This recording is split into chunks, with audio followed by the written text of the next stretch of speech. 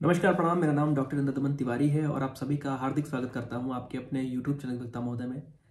लखनऊ विश्वविद्यालय के LLB 3 years course, LLB 5 years course, LLM course के जो पहले सेमेस्टर के एग्जाम्स हैं और जो भी सीनियर सेमेस्टर के एग्जाम्स हैं उसको लेकर के हम लोग बात करने वाले हैं। और पिछली वीडियो में हम लोगों ने बात करी टेंटेटिव डेट्स की कि कब आपका एग्जाम शुरू हो सकता है।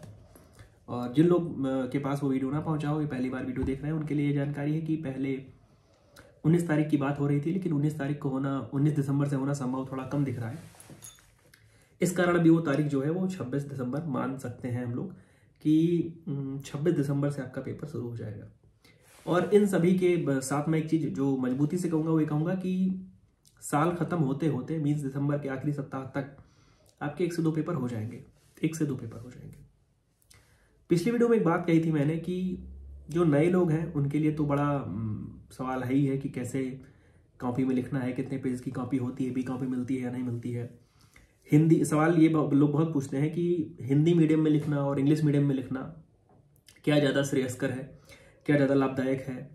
और अगर हिंदी मीडियम जो लोग हैं जो यूपी बोर्ड है या किसी भी हिंदी माध्यम से रहे हैं तो उनको उनके लेखन शैली में क्या चीज़ें वो डालें जिससे उनका जो मूल्यांकन हो वो इंग्लिश वालों के बराबर हो सके। क्योंकि उनके मन में एक धारणा है कि उनका मूल्यांकन जो है, उनका जो इवैल्यूएशन है वो इंग्लिश मीडियम की लिखी गई कॉपियों की तरह नहीं होता है।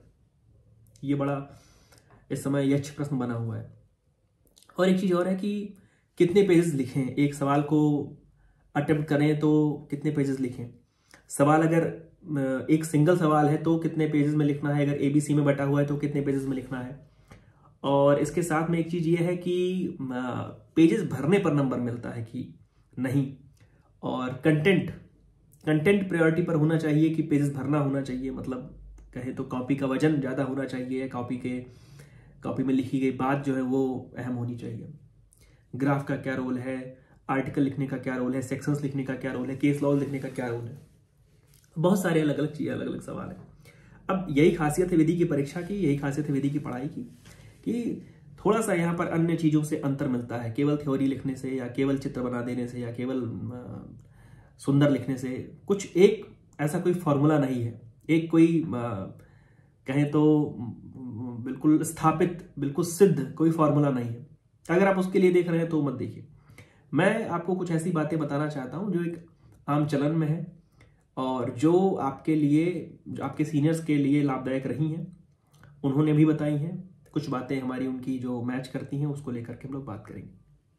पहला सवाल जो है कि क्या हिंदी मीडियम में लिखने में नुकसान है या इंग्लिश मीडियम में लिखने में बहुत लाभ है। मैं तो हिंदी मीडियम में हूँ, फला तो इंग्लिश मीडियम में है, मैं जानता अच्छा हूँ वो लिखता अच्छा है, या मैं पढ़ती अच्छा हूँ वो लिखती अच्छा है। तमाम प्रकार के सवाल हैं। एक बात मैं इस पर स्पष्ट बता दूं कि आपको भले लोग कहें कि ज़्यादा इंग्लिश का बोलबाला है, इंग्लिश का ज़्यादा रौला है, जलवा है, मैं आपको एक चीज़ बता दूं कि किसी भी एक भाषा पे आप अपनी मजबूत पकड़ रखिए। और जब मैं कह रहा हूं कि किसी भी एक भाषा, तो मेरा मतलब है आप हिंदी को रख सकते हैं, इंग्लिश को रख सकते हैं, जो यहाँ के चलन में है। अगर आप बेहतर हिंदी से मेरा मतलब यह है कि जिस समय आप हिंदी लिख रहे हैं तो वह गया, वह आया, वह जाता है, खाता है, सोता है, पीता है, ये बहुत सामान्य सी जो हिंदी है उस हिंदी की बात मैं नहीं कर रहा हूं। और ना तो मैं उस बैरेक्ट में लिखी गई हिंदी की बात कर रहा हूं। आप कॉन्ट्रैक्ट एक्ट की बैरेक्ट उठा करके देखिए, उसमें जो हिंदी यूज है, रिवोकेशन का मतलब आप कुछ और समझते हैं, आप रिवोकेशन का मतलब समझा सकते हैं, लेकिन रिवोकेशन का मतलब प्रतिसंहरण होता है, कंसिडरेशन का मतलब प्रतिफल होता है, प्रस्ताव और प्रपोजल की हिंदी कहे प्रस्थापना, तो बिल्कुल अनुसमर्थन, कई सारे ऐसे शब्द हैं जो बिल्कुल कहें तो क्लिष्ट हिंदी के हैं, संस्कृतनिष्ठ हिंदी के हैं। मैं कह रहा हूं कि उसको भी थोड़ा सा आसान कर लिया जाए। तो जो बीच का एक स्तर है जिसमें आपके पास कुछ शब्द ऐसे होते हैं जो कि जताते हैं, बताते हैं कि हाँ आप विधि के छात्र हो, वो हिंदी के भी हैं, इंग्लिश के भी हैं। अब आपको लिखना है कि प्रथम दृष्टया, या आपने लिखा प्राइमा फेसाई, तो वो शब्द ऐसा है कि जो इंग्लिश के बोलचाल में आपने, वो जो आपके लीगल लैंग्वेज के बोलचाल में आपने सीखा है, वो लिखने में कोई बुराई नहीं है। तो करना आपको यह है कि आप हिंदी में लिखना चाहते हैं, इंग्लिश में लिखना चाहते हैं, तो कम से कम एक भाषा जो भी आप लिखना चाहते हैं, ऐसा बिल्कुल नहीं है कि आपको हिंदी में लिखने में नुकसान हो जाएगा, ऐसा बिल्कुल नहीं है कि इंग्लिश में लिखने में बहुत ही लाभ मिलने वाला है या हिंदी में लिखने में बहुत ही लाभ मिलने वाला है। आप जिस भी भाषा के हो, आप जिस भी माध्यम से आ रहे हो, आप उस पर अगर मजबूत पकड़ रखते हैं तो बहुत लोगों के साथ यह है कि वो हिंदी भी 2M दर्जे की लिखते हैं। 2M दर्जा जब कह रहा हूं तो 2M दर्जे का मतलब समझने का प्रयास कीजिए। या इंग्लिश भी लिखते हैं तो इंग्लिश भी 2M दर्जे की लिखते हैं।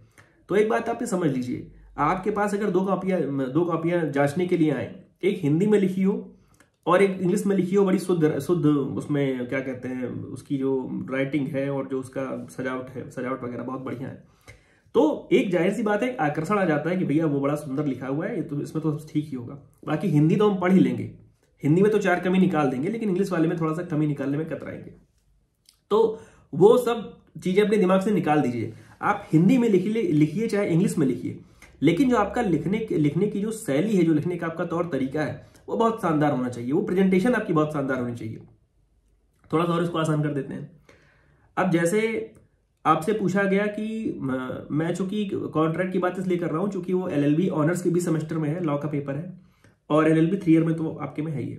अब जैसे आपसे पूछा गया कि कॉन्ट्रैक्ट को डिफाइन करिए।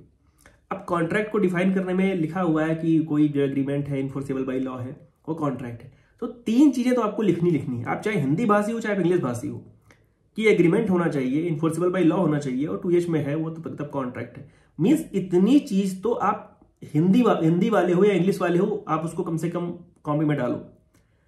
अब उसी चीज पे अगर आपने लिख दिया कि 2 लोग ने आपस में बात की, उस पर सहमत हुए, राजी हो गए एक काम को करने के लिए, उसने उसको कुछ पैसा दे दिया, उस पैसे के बदले में कुछ काम कर लिया, तो ये भाषा, इसी को मैं कह रहा हूं कि 2M दर्जे की भाषा है। जो बैरेक्ट में लिखा हुआ है, मैं ये नहीं कह रहा हूं कि आप हूबहू। अच्छा, एक सवाल ये भी है कि बैरेक्ट जो सब्जेक्ट कोडिफाइड है, तो क्या उसमें बैरेक्ट को हूबहू लिखना है? भैया बैरेक्ट हमको हूबहू नहीं याद है, ना बैरेक्ट गुरुजी लोगों को हूबहू याद है, और ना आपको हूबहू एकदम एज इट इज वो याद हो पाएगी। लेकिन हाँ, उसमें जो कुछ चुनिंदा शब्द हैं, हर सेक्शन में, हर धारा में कुछ ऐसे चुनिंदा शब्द हैं जो कॉपी में देखना चाहेंगे आपके एग्जामिनर। वही मैं कह रहा हूं कि अगर आपको कॉन्ट्रैक्ट डिफाइन करना है, 2H लिखना है, कंसिडरेशन डिफाइन करना है 2D, तो उसमें आपको जो कुछ मूल चीजें हैं, 4, 5, 6 शब्द कुछ ऐसे हैं जो हर व्यक्ति देखना चाहता है। हर व्यक्ति से मेरा मतलब है कि हर एग्जामिनर देखना चाहता है। अब जैसे 3000, 4000, 5000 कॉपियां हैं, मैं कह रहा हूं 5000, 10,000 कॉपियां 100 लोगों के बीच में अगर जा रही हैं चेक होने के लिए, तो वो 100 लोगों के बीच में जो जा रही हैं, वो 100 लोग वो शब्द जरूर ढूंढेंगे। कौन से शब्द? वही 4-5 शब्द जो उनको याद है, जो हमें याद है, और जो आपको याद होनी चाहिए। तो शायद मैं समझा पा रहा हूं आपको कि हिंदी में लिखना कोई घाटे का सौदा नहीं है।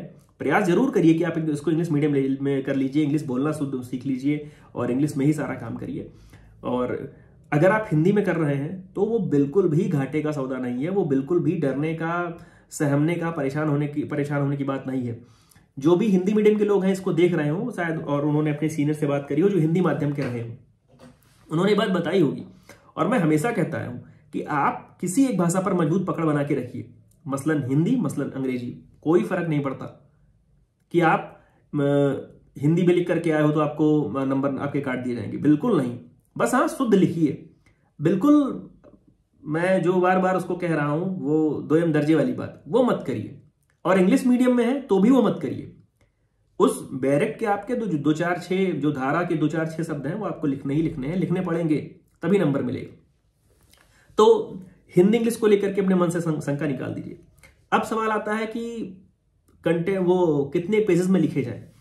मैंने पिछले वीडियो में बताया है, अगर आप पहली बार इसको देख रहे हैं और आप पहली बार पेपर देने जा रहे हैं तो आप पहले पैटर्न जान लीजिए कि 70 नंबर का टोटल पेपर है, 14 नंबर का एक सवाल है, और 5 सवाल आपको करने हैं 10 में से 5 सवाल आपको करने हैं। 40 पेज की कॉपी होती है।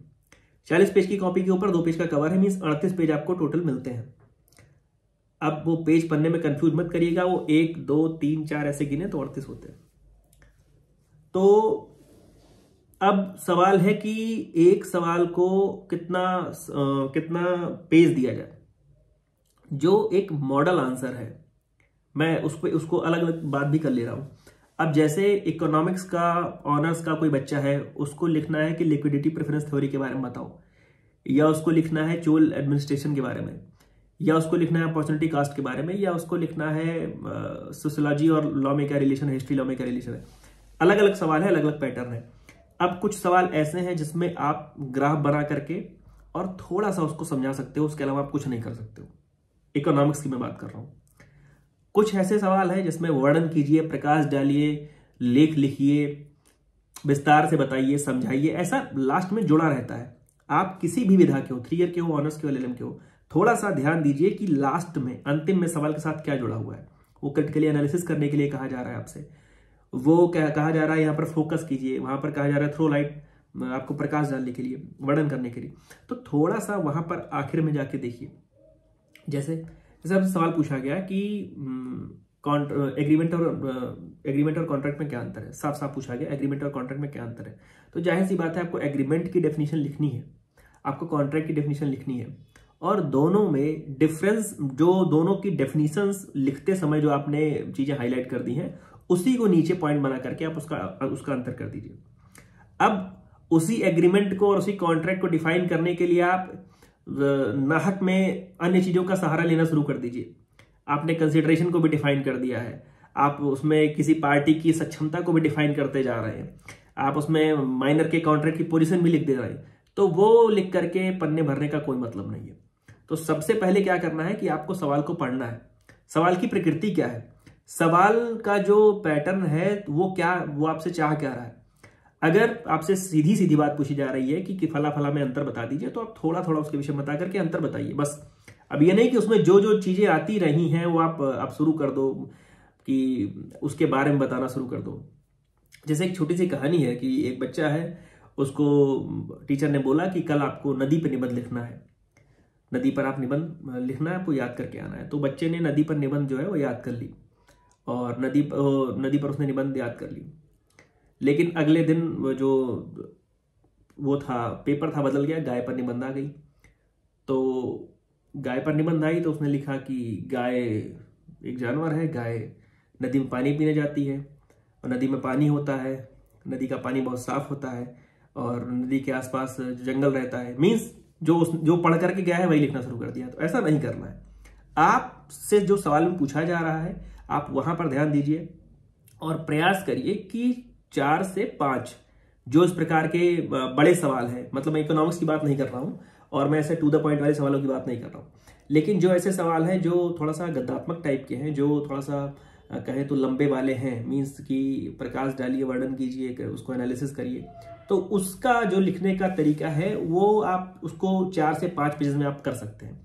4 से 5 पेज में करने का मेरा मतलब यह है कि अगर आप 5 सवाल में 5-5 पेज लिख रहे हो, किसी एक सवाल में 5 के बजाय 6-7 पेज लिख दे रहे हो, तो आप 30 तक पहुंच जाते हैं, या 30 के अंदर ही पहुंच जाते हैं। बिल्कुल इसको गांठ बांधने की जरूरत नहीं है, बिल्कुल घबराने की जरूरत नहीं है। आप जब पेपर देकर के निकलेंगे तो बहुत सारे लोग मिलेंगे, वो आपसे कहेंगे भैया हम तो 38 पेज कराए और हमें तो बी कॉपी की जरूरत थी, और कुछ लोग कहेंगे कि नहीं मेरा तो 20 पेज में ही सब कुछ हो गया था। तो वहां पर ये देखने वाली बात है, ये सोचने वाली बात है। अच्छा, बाद में हो सकता है वो 20 पेज वाला ज्यादा नंबर पा जाए, या हो सकता है वो 38 पेज वाला ज्यादा नंबर पा जाए। तो सब प्रेजेंटेशन का खेल है, या कहे सब जो है वो जो अंत में आप 6 महीने में क्या आपने पढ़ा है, क्या लिखा है। मैं यहाँ पर किसी को नीचा नहीं दिखा रहा हूं या किसी को हतोत्साहित नहीं कर रहा हूं, बस मैं एक बात कह रहा हूं कि आप पढ़ने में बेशक बहुत विद्वान हैं, पढ़ने में आप बहुत शानदार रहे हो 6 महीने पूरे सेमेस्टर भर, लेकिन जो उस 3 घंटे में बेहतर लिखेगा, मार्कशीट में उसका बेहतर छप के आएगा, टॉप वो करेगा, नंबर अच्छे उसके आएंगे। तो आप कितना अच्छा पढ़ते हो कभी कभी वो मायने नहीं रखता है। और मैं यहाँ पर कोई मोटिवेशनल स्पीकर या बहुत प्रेरणादायी स्पीच आपको नहीं दे रहा हूं, बस मैं इतनी सी बात कह रहा हूं कि आपको उस 3 घंटे में बहुत बेहतर काम करना है, और बहुत शानदार तरीके से जो चीजें आपने पढ़ी हैं, हो सकता है आपने एक रात पहले पढ़ी हो, या हो सकता है आपने 6 महीने तक लगातार पढ़ी हो, सुबह शाम पढ़ा हो, 8-9 घंटे पढ़ा हो, तो करना आपको यही है कि उस 3 घंटे में बड़ी संजीदगी के साथ, बड़ी ईमानदारी के साथ, अपने साथ ईमानदारी बरतते हुए, कॉपी के साथ ईमानदारी बरतते हुए, गुरु जी के साथ ईमानदारी बरतते हुए आपको 3 घंटे उस कॉपी पर काम करना है। तो किसी भी प्रकार का सवाल जो भी है, जो मैं अभी उसकी इकोनॉमिक्स टाइप जो पेपर है उसको रोक के बता रहा हूं। अब जैसे जूरिस्प्रूडेंस का कोई टॉपिक है जिसमें आपसे पूछा गया सोशियोलॉजिकल लॉ स्कूल के बारे में पूछा गया, या लॉ के सोर्सेज के बारे में पूछा गया, अब लॉ के आप सोर्स लिख रहे हैं, उसमें आपने जाहिर सी बात है कस्टम लिखा, प्रेसिडेंट लिखा, लेजिस्लेशन लिखा, तो चीजों को डेवलप करेंगे आप। अब उसमें आपने कस्टम को भी डिफाइन किया, आपने उसमें लेजिस्लेशन को भी डिफाइन किया, आपने उसमें ट्रेडिशन को और तमाम चीजों को डिफाइन किया, तो जाहिर सी बात है वो जो जवाब है वो थोड़ा सा बड़ा हो जाएगा, थोड़ी सी चीजें वो जो है बढ़ जाएंगी। लेकिन अगर आपसे लिक्विडिटी प्रेफरेंस थ्योरी पूछा गया, अगर आपसे कीन्स का लॉ पूछा गया, अगर आपसे बहुत सामान्य सी बिल्कुल अपॉर्चुनिटी कास्ट पूछ ली गई, तो जाहिर सी बात है कि आपको कुछ ग्राफ बनाने हैं, कुछ फॉर्मूले वगैरह आपको समझाने हैं और थोड़ा सा उसको लिखना है। तो वहां पर ये जो 4 से 5 पेज वाला जो चीज है उसको आप बाईपास कर सकते हैं, बिल्कुल कर सकते हैं। वहां पर जो आपसे पूछा जा रहा है इकोनॉमिक्स जैसे विषयों में, वहां पर आप केवल उतना काम करिए और स्ट्रिक्टली उतना ही काम करिए। अगर आपको थोड़ा सा एडवांटेज लेना है तो वैसे विषयों में ले सकते हैं जिसमें आप समझा रहे होते हैं कि इंटरनेशनल लॉ है या मॉरलिटी है या वो वेनिसिंग पॉइंट ऑफ जूरिस्प्रूडेंस है, तो वैसे पेपर्स का एक अलग पैटर्न है। कहें तो कोडिफाइड जो पेपर्स हैं उनका अलग पैटर्न है और जो नॉन कोडिफाइड पेपर्स हैं उनका एक अलग पैटर्न है। अब जैसे आपको पूछा गया कि संविदा को परिभाषित कीजिए, अब ये हो गया कि भैया संविदा को परिभाषित कीजिए, 14 नंबर का सवाल है, तो संविदा को परिभाषित करने में तो केवल 2H लिख दिया तो खत्म नहीं, आप 2H भी लिखोगे, आप एग्रीमेंट भी लिखोगे, आप एग्रीमेंट की इन्फोर्सिबिलिटी होने के बाद कॉन्ट्रैक्ट कैसे होता है वो भी लिखोगे, और आप एग्रीमेंट कैसे हुआ उसको भी समझाओगे। तो जब आप एग्रीमेंट कैसे वो समझाओगे तो आप ऑफर को, एक्सेप्टेंस को, पार्टी की कैपेसिटी को, तब वहां पर आप चीजों को लिख सकते हो। जाहिर सी बात है कि वहां पर आप लिखोगे चीजों को एक एक करके, अलग अलग करके, और उसमें आपको इलस्ट्रेशंस का सहारा मिल जाता है, लेना होता है, और उसमें जहां पर आपको अपनी बात रेलिवेंट बतानी हो, किसी चीज के साथ, किसी केस लॉ के साथ जोड़नी हो, वहां पर आपको रेलिवेंट केस लॉ लिखते हैं, तो वहां चीजें डेवलप होती हैं, वहां वो आपके पेजेस भर जाते हैं। बहुत सारे लोग मिलते हैं तो कहते हैं कि बेरेट में तो 2 लाइन की डेफिनेशन लिखी हुई है और ये लॉन्ग में सवाल आता है तो कैसे लिखना है, तो ऐसे ही लिखना है।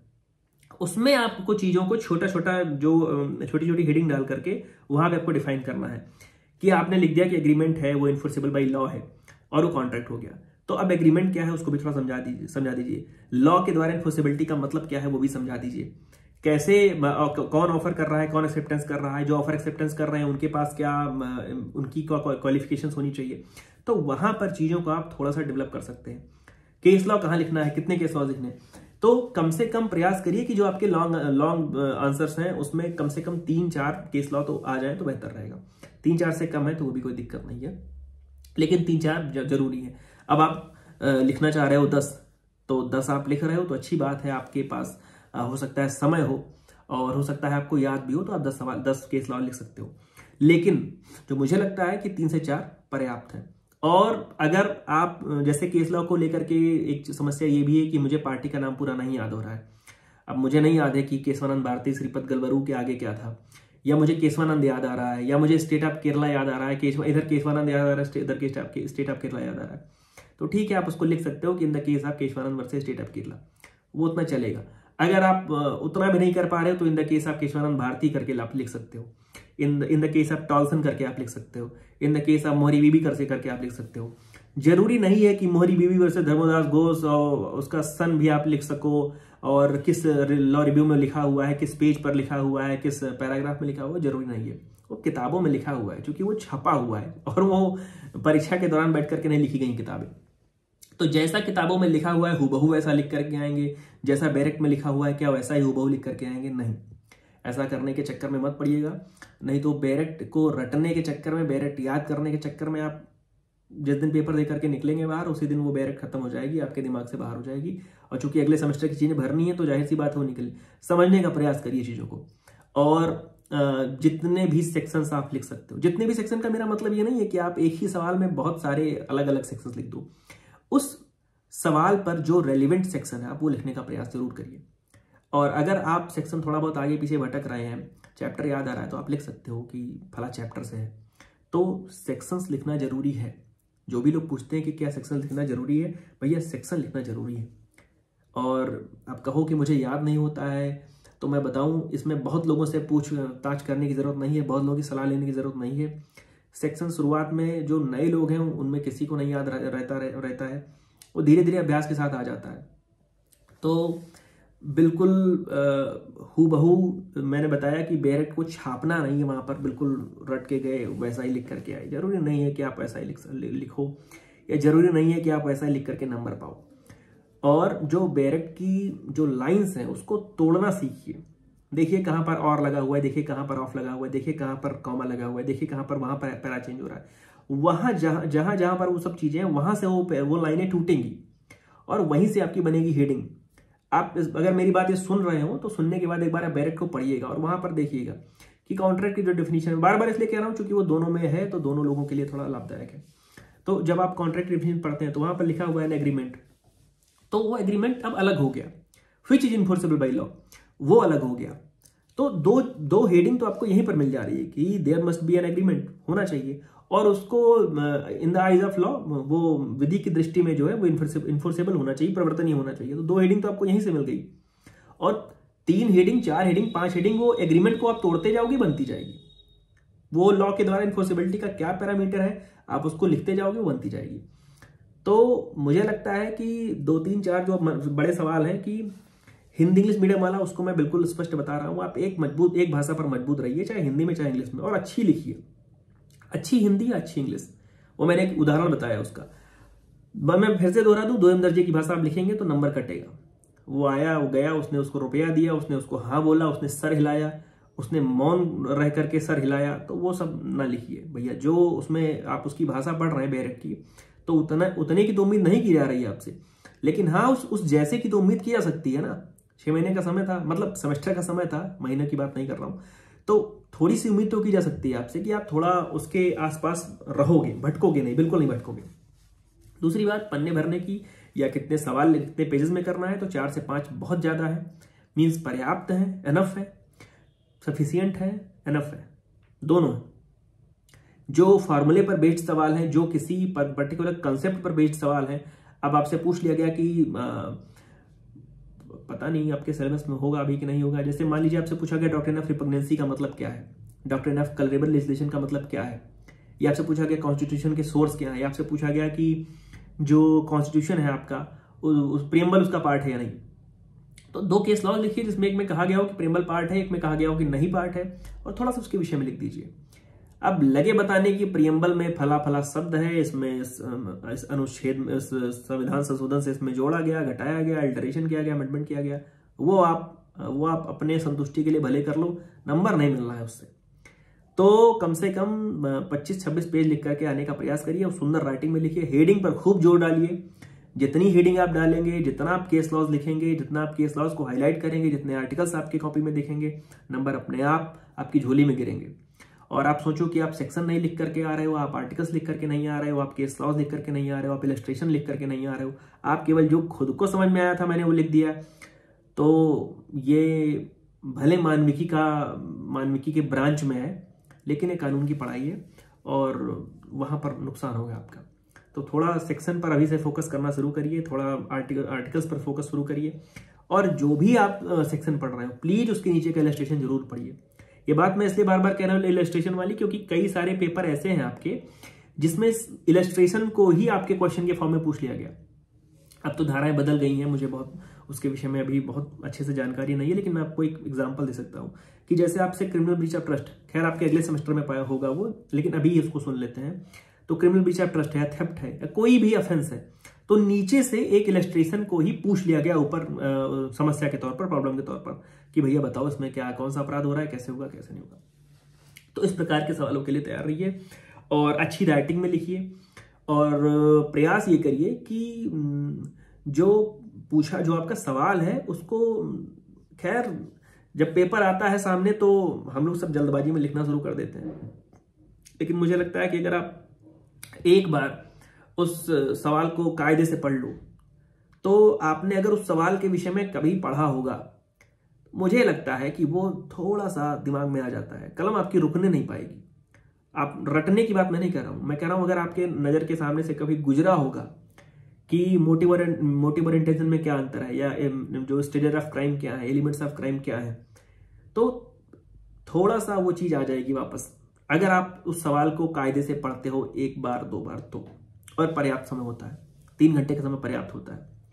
शुरुआत में आप अच्छा, एक चीज मैं और कह दूंगा अंत में, ये मैं भूला जा रहा था। पहले पेज में आपने बड़ी सुंदर राइटिंग बनाई, बहुत आराम से लिखा। दूसरे पेज में उससे थोड़ा सा हल्की गड़बड़ हुई। 10वें पेज तक जाते जाते आपने उसमें एकदम बिल्कुल साड़ी का किनारा बनाना शुरू कर दिया, या लगा आपको कि अरे यार अब आगे तो बढ़िया लिख दिया है ना, उसके हिसाब से नंबर यहाँ मिल जाएगा। ऐसा बिल्कुल नहीं है। तो लालच मत दीजिए एग्जामिनर को। ये मैं बात इसको मुझे बार बार कहनी है, और पहली बार मैं शुरुआत में ही कहनी थी कि एग्जामिनर को किसी प्रकार का लालच मत दीजिए, एग्जामिनर को किसी प्रकार का प्रलोभन मत दीजिए। आप उसको पहले पेज पर जैसे नजर आ रहे हैं वैसे ही आखिरी पेज पर भी नजर आइए। पूरा प्रयास करिए कि आपने जिस प्रकार के सुंदर या थोड़ा कम सुंदर या जैसा भी आपने औसत तरीके से पहले पेज पर लिखा है वैसा ही आखिरी पेज तक लेकर के जाइए। क्योंकि पहले पेज से कॉपी देखी जाती है, तो पहले पेज से और आखिरी पेज की अगर तुलना कर ली जाए तो ऐसा लगता है कि पहला पेज मतलब शुरुआत के 2-4 पेज किसी और ने लिखे हैं और लास्ट का पेज किसी और ने लिखा है। क्यों? क्योंकि शुरुआत में हम सभी सोचते हैं कि बड़ा सजा कर लिख दें, बड़ा सुंदर लिख दें। कोई आवश्यकता नहीं है। जैसा आप लिखना चाहते हो वो आप पूरे के पूरे कॉपी में वैसा लिखो। यहां पर थोड़ा पेन लो आप कि आप पहले से लेकर के आखिर तक। और बहुत जरूरी बात मैं बता रहा हूं, इसका आपको लाभ मिलेगा या आप ऐसा नहीं करोगे तो आप हानि में रहोगे। आप मुझे बताओगे जरूर ये चीज। तो टीचर को पहले पेज पर जैसा लालच प्रलोभन दे रहे हैं, आखिरी तक उसको आपसे वही उम्मीद है कि इसने भैया लास्ट में भी वैसा ही लिखा हुआ है। तो ये बात हो गई। और केस लॉस पर मैंने कहा, केस लॉ, आर्टिकल, सेक्शन, इन सब पर थोड़ा थोड़ा ज्यादा ध्यान दीजिए। जो भी कोडिफाइड विषय हैं, जो भी जहां पर कोड है, जहां पर कानून है, वो बहुत जरूरी है। बाकी जो थ्योरी बेस्ड है वहां पर आप थोड़ा बहुत जगह ले सकते हो, थोड़ा बहुत आप उसको विस्तार दे सकते हो, थोड़ा बहुत उसमें अपने विषय में लिख सकते हो जैसा आप समझते हो। तो ढेर सारी शुभकामनाएं उन सभी लोगों को जो लखनऊ विश्वविद्यालय के और लखनऊ विश्वविद्यालय से संबंधित किसी लॉ कॉलेज में LLB 3 और 5 ईयर LLM कोर्स में है और एग्जाम देने वाले हैं, सेमेस्टर का एग्जाम देने वाले हैं। जो लोग अभी तक जुड़े हुए हैं उनका हार्दिक स्वागत है, और अन्य लोगों को भी यहाँ पर जोड़िए। और प्लीज मुझे बताइए कि क्या विषय, क्या टॉपिक है जो आपके मन में चल रहा है। किसी प्रकार का कोई सवाल हो तो कमेंट बॉक्स में आकर के पूछिए। डिस्क्रिप्शन में अपना नंबर दे देता हूँ, तो आप प्लीज मुझे आप मैसेज कर सकते हैं। धन्यवाद। ढेर सारी शुभकामनाएं। प्रणाम।